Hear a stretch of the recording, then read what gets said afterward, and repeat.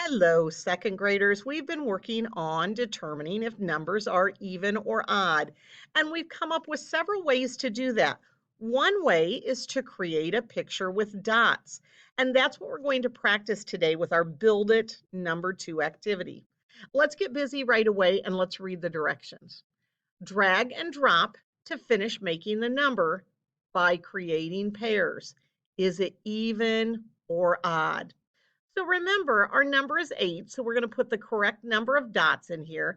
And remember, we kind of do it like this. 1 for you, 2 for me, 3 for you, 4 for me. So we count as we place the dots.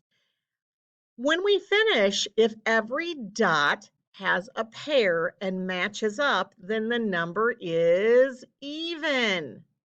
If there's a situation where one dot doesn't match up, then the number is odd. So let's get busy and see what we have here.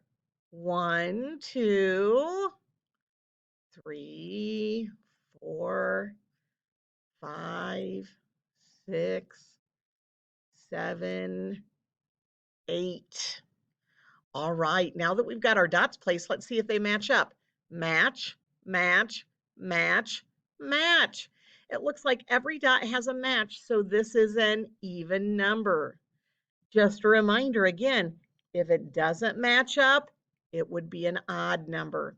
I believe you have 5 or 6 slides to do, and don't forget to submit your assignment.